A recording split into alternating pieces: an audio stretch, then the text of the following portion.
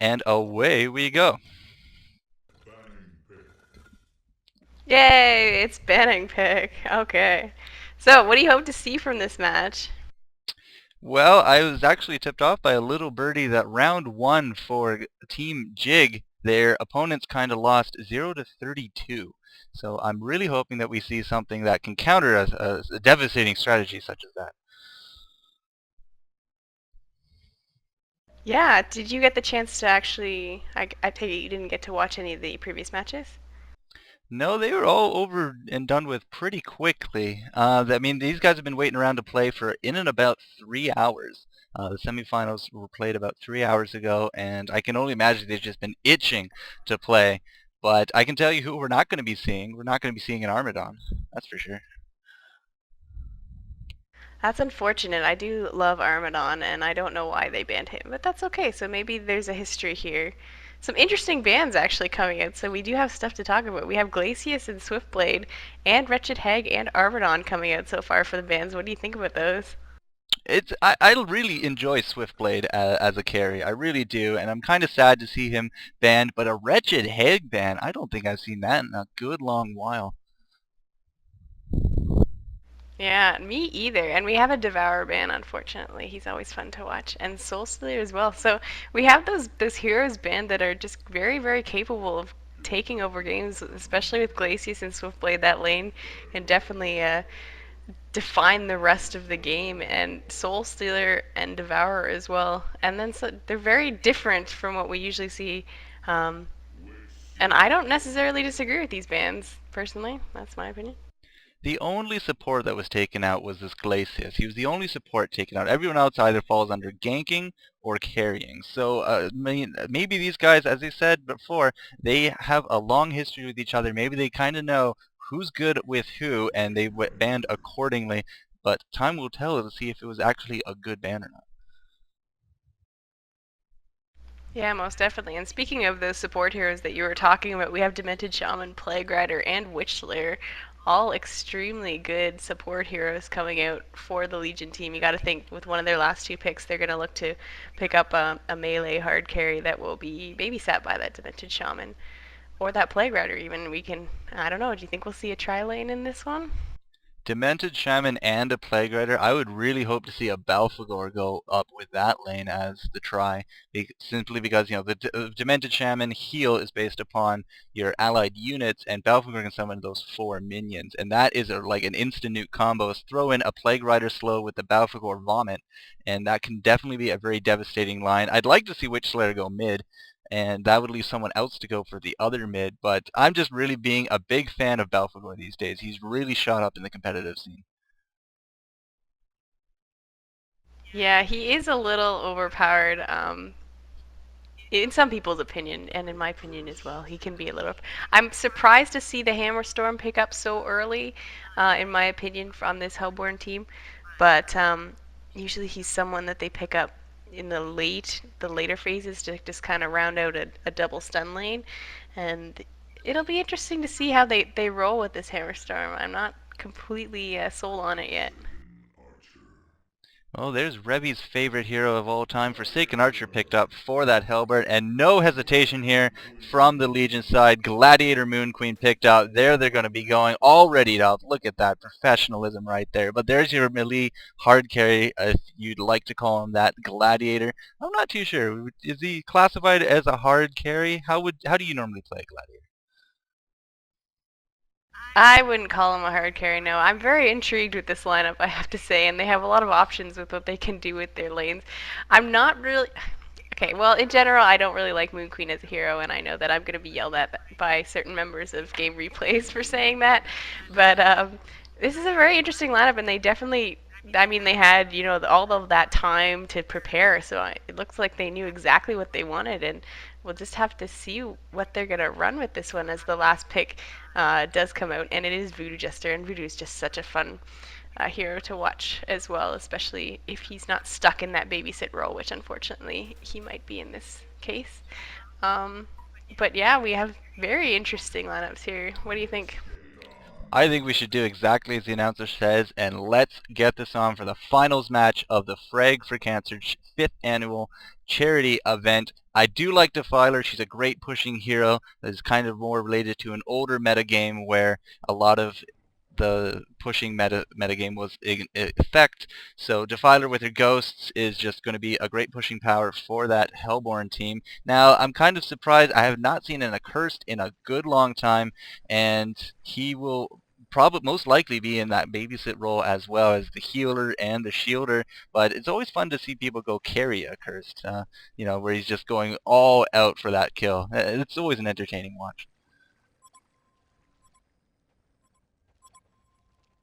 Yeah, I really hope we get to see that, and I was just wondering there why Forsaken Archer. Yeah, Forsaken Archer is going to head top with Hammerstorm, which is what I suspected. Defiler mid, and we're gonna have a double support hero bottom with Voodoo Jester and a curse, so they should be able to get a curse a lot of farm depending on what his first items are. Interesting, he's not gonna choose to pick up a hatchet first of all, but because he can do he hits really extremely hard. One of the hardest hitters in the game is a curse, and he can get a lot of farm early game and get on that more carry-oriented role as we were talking about, as we see a lot happen in pub stomps. So that would be fun to see, and they will get a lot of farm out of them in this bottom lane. I like the build Witch Slayer's going pure totems of minor totems. I was going to make a joke, but did not really work out. Of minor news. Yeah, did not work. All right, but he is going to go with this Gladiator, hopefully set up some nice setups with them with ganking and all that. And we got a bottle first Defiler taking mid, going to be hitting up with that Witch Slayer. That means we got Plague Rider going up top for that Gladiator, and that will leave us with a Demented Shaman and a Moon Queen down bottom. So interesting choices all around. Yeah, I'm not really sure about this Demented Shaman Moon Queen. And I am surprised that they did choose to send Witch Slayer mid, like he said. Did you have an inside tip on that? Because that's something that I don't really see all that often. Nope, I've never seen any of these players before today, but in the middle we got Witch Slayer taking on this Defiler, and really it's going to come down to one auto attack difference, as that Witch Slayer is going to be taking a first blood less than 1 minute into this game. That will give him a great boost in the mid, but I mean, it's a level 1 kill. Defiler's already back on her feet, coming right back down to hopefully put down some retribution. Yeah, for sure. And that, by the way, is going to be my question for the first giveaway for the free account, was who got the Bloodlust kill and in what lane did it happen? So if you want to get a free account, go answer that question on thegamereplays.org. HoN forums, go right now into our streams, and you answer that question, who got the Bloodlust kill and what lane it happened in. There you go. Well, that's tricksy of you. There you go. But there you go. If you want that free account, go do it now. But his Witch Slayer might not be getting this retribution that he wanted. Defiler might not be getting that retribution that she wanted. But it does look like Witch Slayer has a bottle of his own, so it's going to be a bottle wars, and that last auto attack is going to hit that Defiler down, no problem. And that puts him up 2-0 in this lead. Defiler is just having a time of her life in that mid.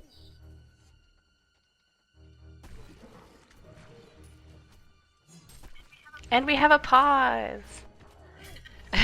We shouldn't be too surprised, but I'm a little surprised considering it's at a LAN.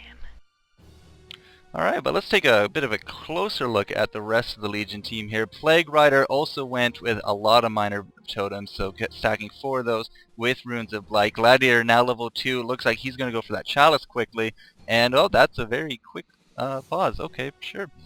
We have for the skill build on this Voodoo Jester down south, he took that Cursed Ground first. Not Acid Cocktail, not Mojo, took the Cursed Ground first. So he must have a lot of confidence in the ability of putting out damage with this Accursed, who does go 1 Cauterize, 1 Fire Shield. Yeah, that is very interesting to note. And now he's picking up 1 level of heal too, just completely not getting the Acid Cocktail at all, which is kind of bizarre and will not help him land a lot, but we'll have to see how that works out for him. a bit more of a normal build on the Demented Shaman, going with the 1 in Entangle, 1 in the Healing Wave. Great bottle use in the middle by that Witch Slayer, who looks like he's going stats with his Graveyard, because he's level 4 and has nothing except Graveyard. Okay, now he has 1 in Miniaturization, but that means we're missing a skill, so stats on Witch Slayer early on. Very interesting, yeah. Don't think I've ever seen that before. As actually, Forsaken Archer has taken a lot of harassment up in this top lane, but she's just going to be able to use that bottle to get back up. Defiler, interesting, only has a bottle, and I did not see whether she bought that right away, but I kind of assume so, considering she doesn't have any other items. So definitely not getting those stats is not really working out for her in this middle lane. No, she has not been able to really use the bottle for any of its intended purposes, as every fight she gets into with that Witch Slayer, you know, the Graveyard, the auto attacks, creeps, everything that will interrupt your bottle so far has, and it's cost her 2 lives in the middle, which she really needs to start catching up with. So going with those stats has not worked out for her whatsoever. As you were saying, up top, that Forsaken Archer went interesting build, has a Pretender's Crown and a Mana Potion, but she's kind of sitting there nice and pretty with 2 in the Crippling Volley, 1 in the Skeleton. And what is going on with Hammerstorm? Well, basically the same thing. 2 in Hammer Throw, 1 in that Galvanize. Hammerstorm has picked up his Blood Chalice, though. I did want to mention that. And that will help this top lane out greatly with their double stun. They should be able to get a lot of combos off on this Gladiator Plague Rider combination.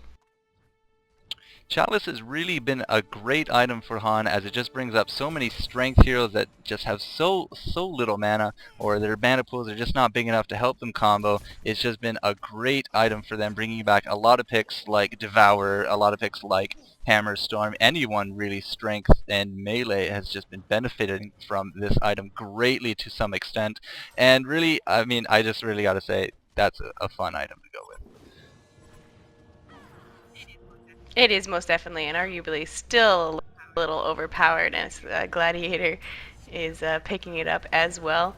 I wouldn't be surprised to see a couple more people pick it up in this game. Wouldn't be surprising at all. But I did want to quickly go over the lineups that I forgot to do at the beginning of the game, just because these are people that we haven't really seen all that much, and they are getting their names out there. So we do have Ryor on playing that Gladiator, Batter on Moon Queen, John the Ninja on that Witch Slayer in that middle lane, Shifty on Demented Shaman, and Chief on Plague Rider for Team Legion here. And on the other side, we have Straight Ripping on Defiler, sorry. We have Koogswalk on Hammerstorm, Yozo on that Accursed, Male Stripper on Voodoo Jester, and Dot on Forsaken Archer. Quick unrelated fact, Straight Ripping is the name of a popular Halo 3 team that has actually made a very big impact on the pro circuit for that, mostly in the MLG. So I wonder if he has any kind of relation to that, because going from a Halo 3 to a HoN scenario is not really that too much relation there. Yeah, I wouldn't say that. But you never know, I suppose. See, if I was really mean, I would have made that my question, to have one of your little random bits of trivia to bring that back up, but I wasn't that mean. People don't tell me that you're that mean. You're almost like the perfect little angel, right? Up top, however, Gladiator is in a lot of trouble getting caught in those trees, but it looks like he'll be eating his way out of that. Those Runes of Blight, very useful for escaping and juking through the forest, just as he did there, and it saved his life at that point. I mean, he was stuck in that tree with another Hammerstorm stun coming up down the pipe. So good job on him getting out of that forest and staying alive. We still maintain a 2-0 lead here for the Legion, as it's kind of everyone's just, you know, in farming mode at this point.